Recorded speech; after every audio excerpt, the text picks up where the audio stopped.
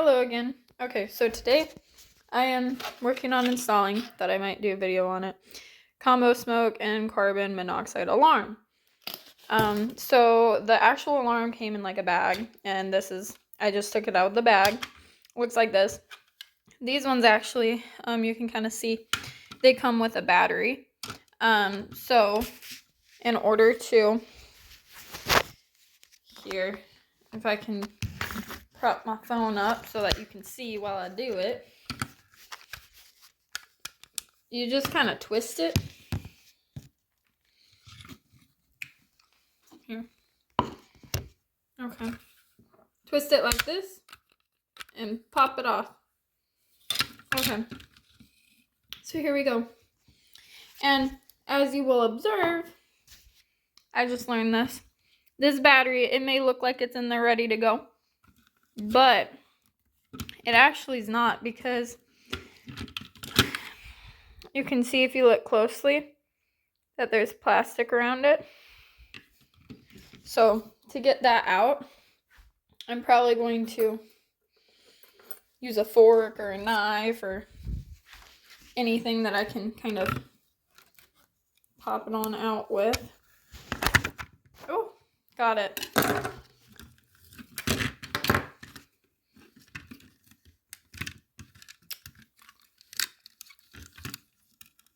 Okay. And as you can see, there is the plug-in right here and right here. This side doesn't have any, so this is going to plug into that. But we do need to take the plastic off of this. I'm just kind of tucking that in there. So once again,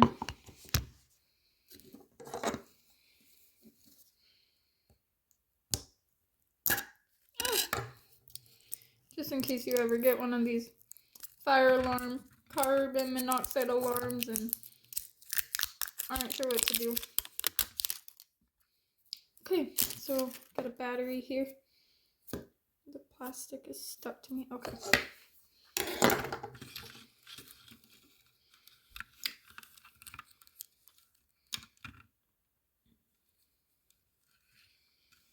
Okay, and as you can see, these are two different sizes, and these are two different sizes. So, oh my gosh, it scared me. Okay.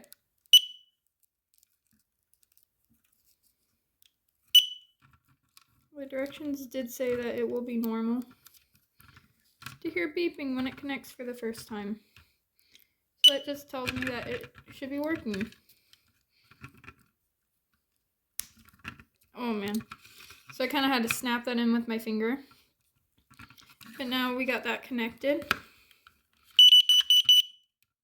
Uh-oh, I think I hit the test button. Well, that was loud and obnoxious, but I'm glad it works. And I'm going to try to put this back in there.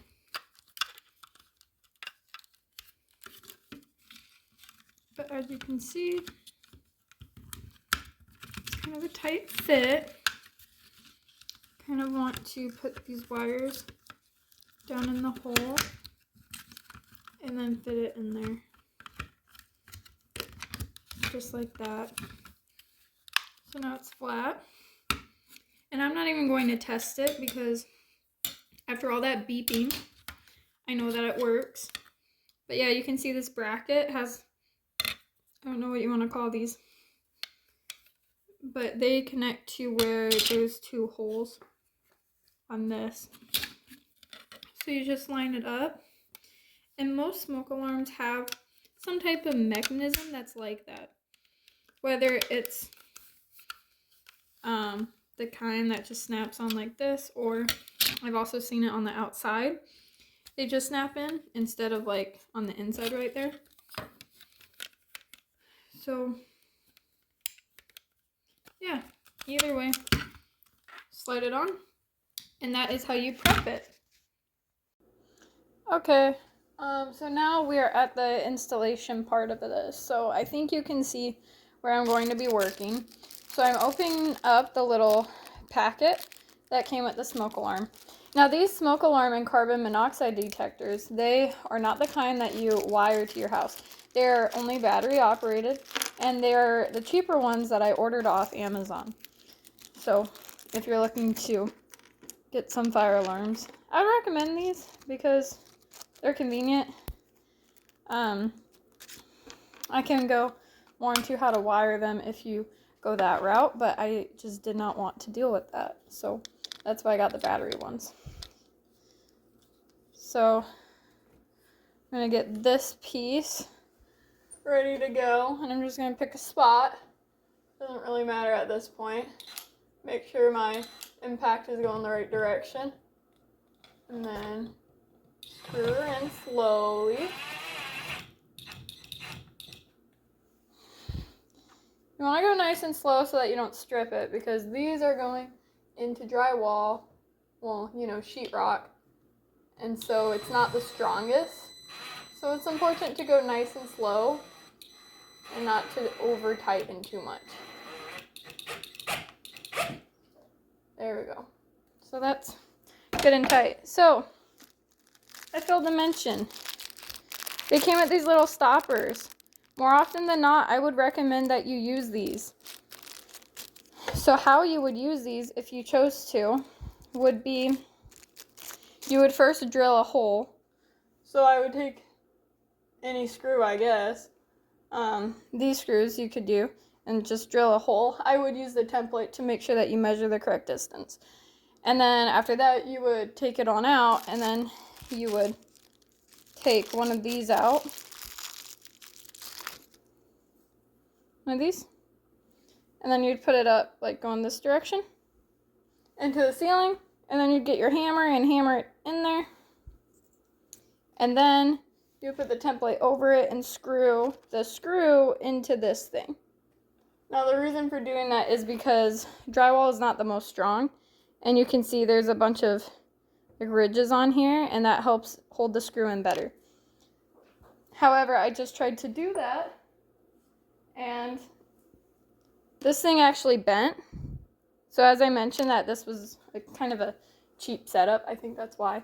Okay, so once again, we're looking for these holes to line up to these ridges. So more often than not, it's probably not gonna get it on my first try. Ooh, is it in there?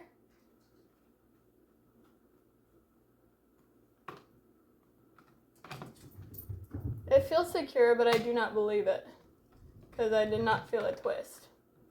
I'm just gonna jiggle that around a little bit. Okay, try again.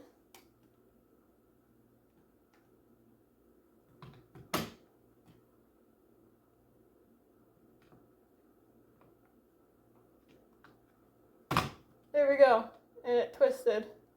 So that is on there real good. And I don't know how to flip my camera around.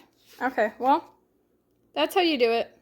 And if this had wires, then I would be connecting, usually there's like an orange color that you connect to red, black goes to black, white goes to white. If you have a ground wire, I would just cap it off. So you connect all those, tuck them in there, and sometimes there's a box in the ceiling that you screw the smoke alarm into. But where these weren't installed initially when the house was built, I didn't want to deal with wiring, because I would have had to pretty much connect to another source of power and run a wire from there to this. And then you also need that special wire that has the red one in it to do smoke alarm and fire alarm. So I opted for the battery operated one. I put it on the ceiling. These you can install on the wall though. I just figured it's less of an eyesore. And to do this, you just need a knife, an impact, a ladder potentially, but I think that's all you need tool-wise. So pretty easy repair. Let me know if you need any help in the comments, and I can try to take a stab at it. But yeah, there you go. That's how you do smoke alarms.